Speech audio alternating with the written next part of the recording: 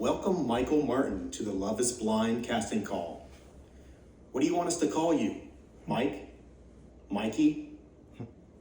Agent Mike Martin? Casual socialite? Money Mike? You can just call me Mike. Okay, great.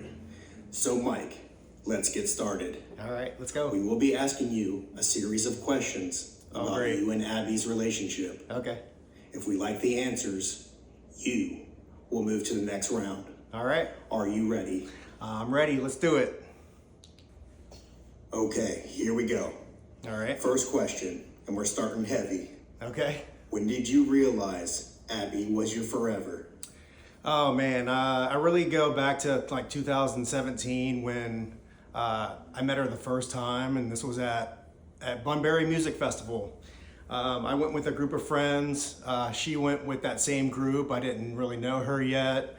Long story short is after Bunbury was over, my friend that I went with, phone died, so I had to get Abby's phone number so we can meet up at at the banks at Jefferson Social. So I got her number. She was dating a guy for like 5 years at that time, so I was like, oh, whatever, she's just a homie or whatever. So we meet up at Jefferson Social, and I say the story a lot. You guys probably heard this, but basically, the friend that I went with and Abby went to the bathroom after the music festival, so I was just hanging out with her boyfriend, Dusher. So I was basically just like, chopping up with him. I'd never met him before, and just me being blunt and straightforward, I was like, bro, your girlfriend's pretty hot, like, congratulations. Good job. And he was like, bro, what did you just say? So it was a whole thing. The girls came back out, and Dusher made Abby go home because he didn't like what I said. But moving forward to like 2020-ish, this was right when, in the midst of COVID. So I was like a hermit. I was, doing some projects, trying to stay out of the madness. But I went out randomly.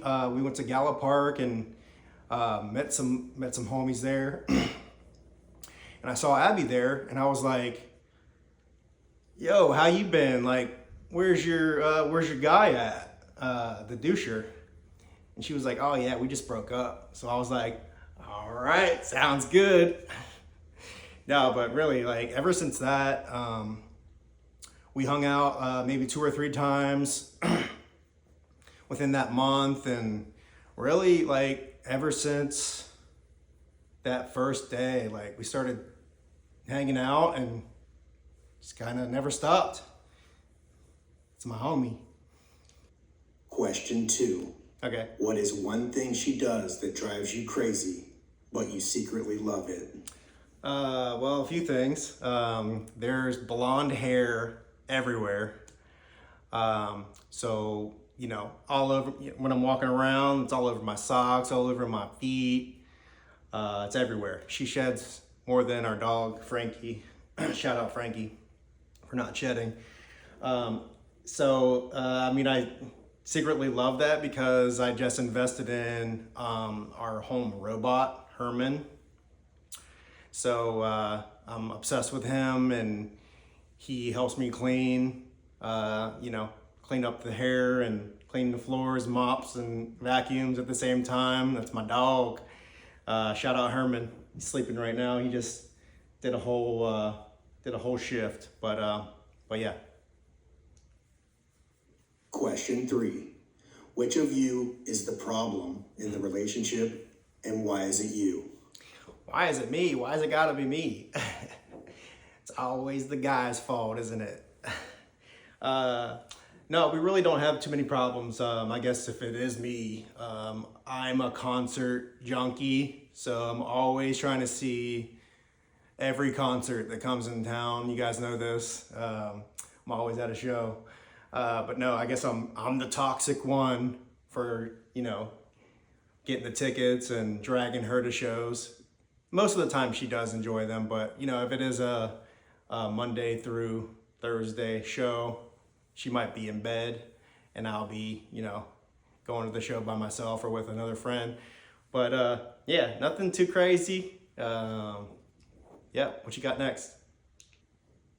Moving along nicely. Yeah, we are. Question 4. Question 4, okay. What's the most dramatic thing she has ever done and made you think, yep, that's my wife? Who's watching this again? The most dramatic thing. I have one story that comes to mind. We were going over to our friends, Corey and Jason's house, or DJ Identity, for those who know him more. We're going over there for a Bengals watch party. It's a away game, so you know, I think it's the first or second game of the season, so we're hyped for the season. This was maybe last year. You know, we're going over there. It's a Sunday, so like, you know, we're chilling on a Sunday. You know, we drive there, so because we're not drinking, and we get there, and you know, we're got some homies there chilling, about to watch the game. Everyone's wearing, you know, Bengals stuff, Who Day.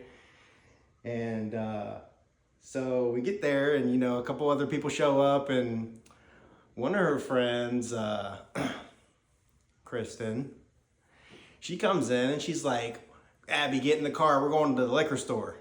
So I'm like, oh great, here we go. I guess we're drinking today. But, you know, I'm a responsible person and I don't like to drink and drive, so I was sober that day. She was not. She was the most wasted I've ever seen her. Man, a couple hours in, you know, we're still watching the game. She's taking shots out of the bottle. And I look over, I'm like, oh, this is what we're doing today? But anyways, you know, drinking's fine, whatever, but... So the funny part is, so we're leaving and, you know, she's stumbling out of there. And, you know, I'm helping her to the car, and we had Frankie, so that was a whole thing. Had to, you know, babysit both my bitches. But yeah, so I get her to the car, and this is when like she just like, she's all happy at the house, but like the transformation from the house to the car, like flipped a switch.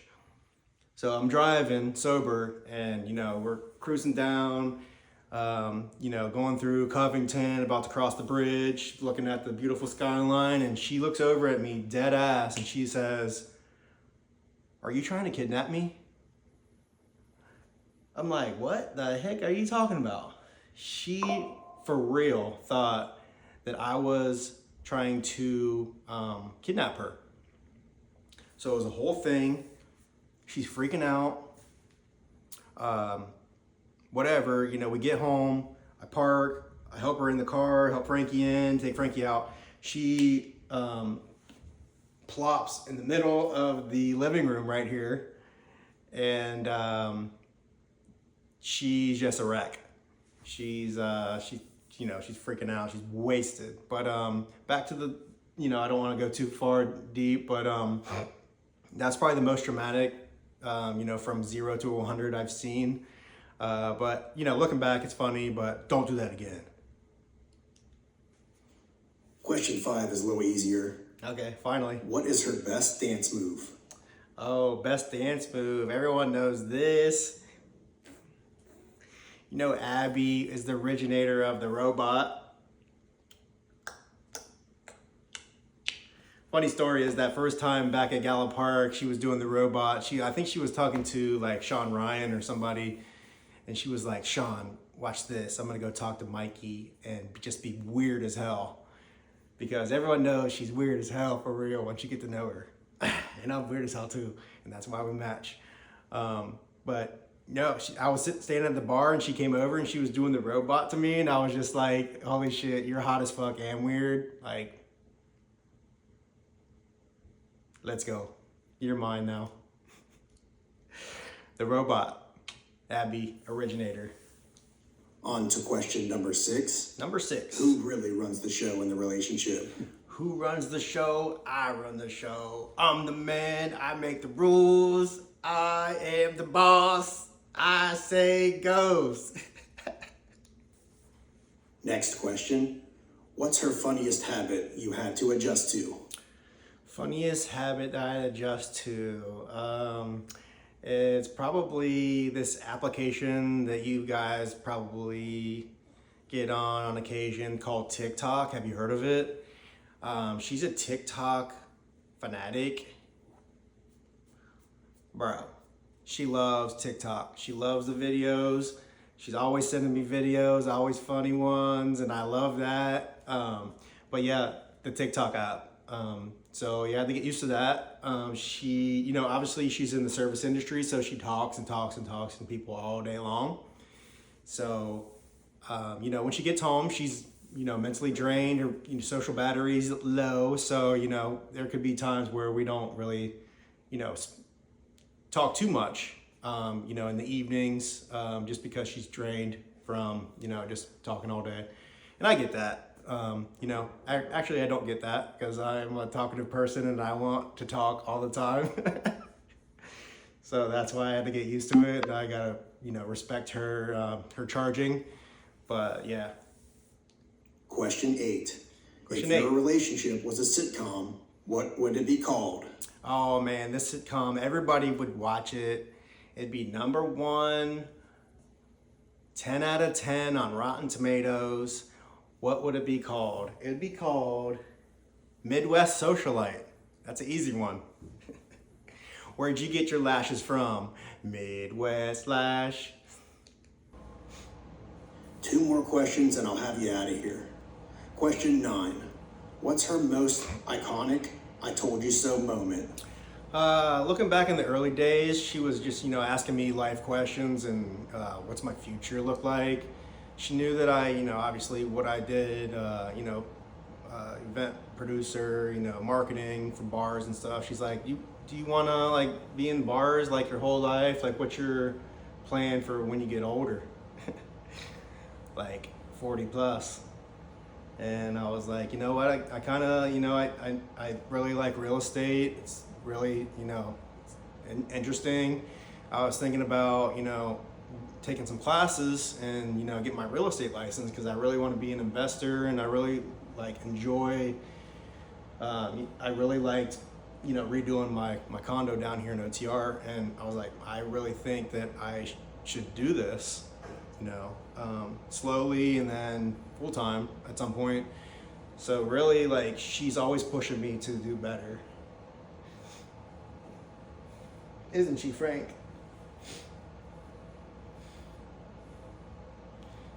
And that's my biggest cheerleader, and I love her for pushing me to, continue to learn. And